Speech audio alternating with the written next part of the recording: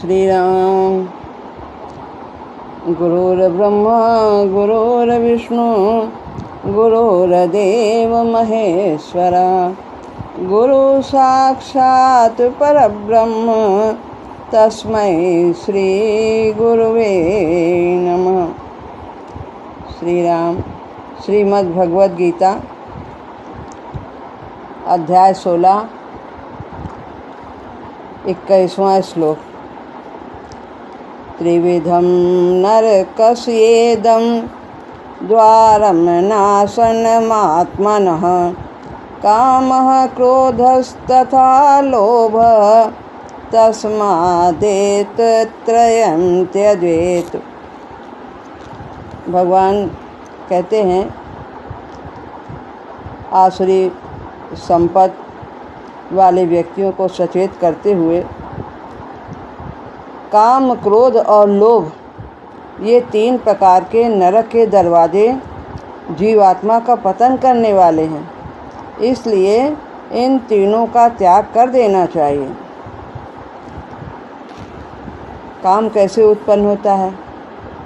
जब हमारे अंदर इंद्रियों के द्वारा विषयों में भोग करने की इच्छा बलवती होती है तो कामना उत्पन्न होती है।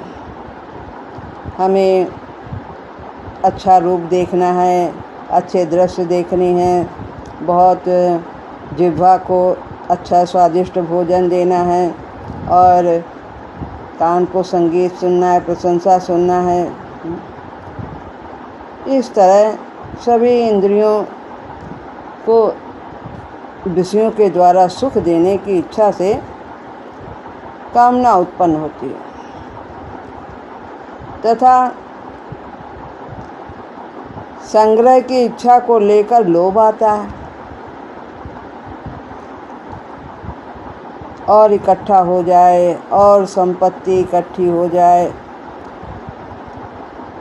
थोड़ा 199 को 100 पूरा करने के लिए कितना प्रयास करता है, फिर दूसरा 100 पूरा करने के लिए प्रयत्नशील रहता है और बढ़ जाए। इसी तरह वह लोभ बढ़ाता ही चला जाता है। जितनी संग्रह की प्रबल इच्छा होगी उतना ही लोभ बढ़ता चला जाता है और फिर वह अच्छे कार्यों को करने में असमर्थ हो जाता है, परहित नहीं कर सकता, अपने कल्याण का मार्ग नहीं खोल सकता। लोभ बाधा डालता है। और क्रोध कैसे उत्पन्न होता है? जब हमारी कामना की पूर्ति में और संग्रह की पूर्ति में कोई बाधा डालता है तब हमें क्रोध आता है।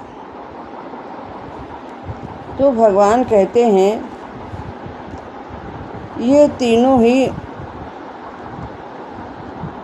आसुरी संपत्ति के मूल हैं, ये जड़ हैं।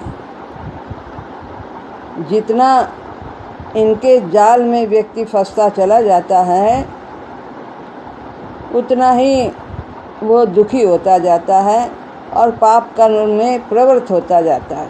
उचित अनुचित का ध्यान नहीं रहता उसे। जो बुद्धिमान मनुष्य आसुरी योनि में नहीं गिरना चाहता है उसे चाहिए कि वो इन तीनों शत्रुओं का परित्याग कर दे। ये हमारे शत्रु हैं जो हमारे कल्याण में बाधा डालते हैं, क्योंकि ये आत्मा का हनन इस हद तक कर देते हैं कि इस भव बंधन से मुक्ति की संभावना नहीं रह जाती। विकारों से मुक्त नहीं हो पाता। जितना ही ये बढ़ता है और बढ़ता है और बढ़ता है।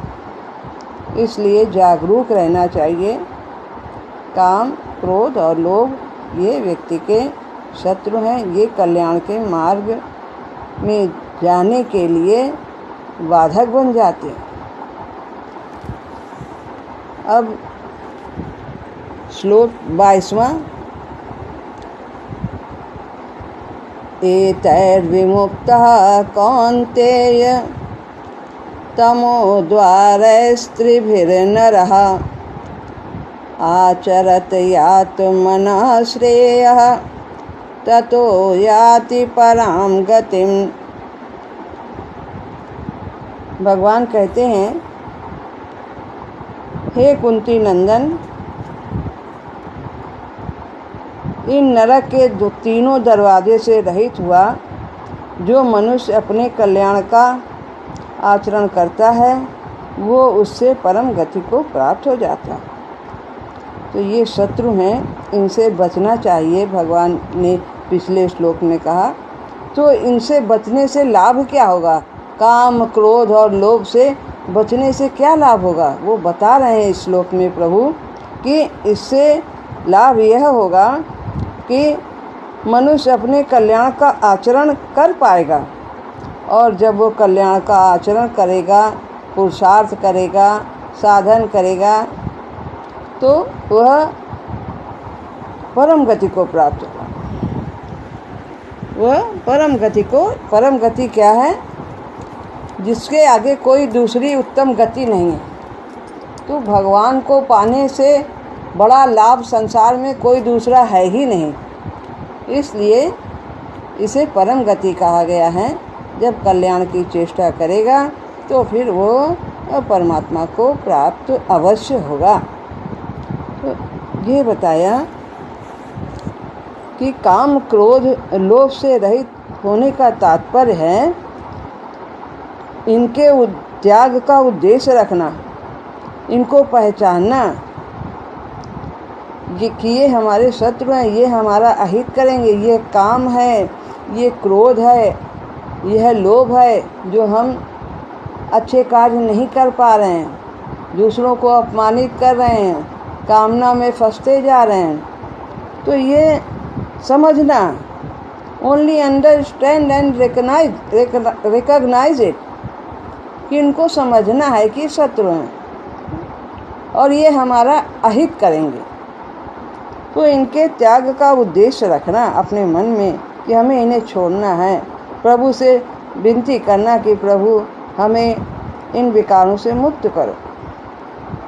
तो इनके वश में न होना, काम से, क्रोध से अथवा लोभ से किया गया शुभ कर्म भी कल्याणकारक नहीं होता। देखने में लगेगा कि हम दान कर रहे हैं, यज्ञ कर रहे हैं, लेकिन उसमें उद्देश्य क्या होगा कि हम मान पाने की इच्छा से कर रहे हैं, अपना नाम कमाना चाहते हैं। ये उद्देश्य गलत है। हम जो भी सब कर मांगें एक फल, राम चरण रति होए। तो यही एक फल मांगना है। कुछ भी हम कार्य करें, चाहे अपने कर्तव्य का पालन करें, चाहे भगवत भजन करें, देखने में लौकिक कार्य हो या पारलौकिक कार्य हो, सबका उद्देश्य केवल भगवान से यही मांगना है कि प्रभु अपनी भक्ति दो, अपना प्रेम दो, ये मांगना चाहिए। इसलिए इनके त्याग की तरफ विशेष ध्यान देना चाहिए कि इनसे युक्त होकर के, यदि काम और क्रोध, लोभ से युक्त होकर के हम शुभ कर्म भी करेंगे तो वो भी हमारे लिए अकल्याणकारी होगा, उससे कल्याण नहीं होगा। तो हमें ध्यान देना, जागरूक रहना चाहिए। काम, क्रोध, लोभ को पकड़े रहने से कल्याण का आचरण यानी जप, ध्यान आदि ये सब करने में भी कल्याण नहीं होता। क्या लोभ, क्या कामना है? हम जप इसलिए कर रहे हैं कि हमारा ये सांसारिक कार्य हो जाए, ये उपलब्धि हो जाए। इसके अनेक कामना, संसार की कामना का तो कोई अंत नहीं है, और हम जप आदि अगर इन कामनाओं की पूर्ति के लिए करेंगे, भगवान से ऐसे मांगते रहेंगे, तो हम अपना कल्याण कैसे कर पाएंगे? परमात्मा की प्राप्ति कैसे हो पाएगी? तो भगवान से भक्ति मांगने से भगवान हमारा योगक्षेम वहन स्वयं करते हैं, फिर हमें चिंता नहीं रहती है। तो इस प्रकार से हमें अच्छे गुणों को अपने में लाने का प्रयास करना चाहिए और अपनी कमियों के प्रति जागरूक रहना चाहिए। श्री राम।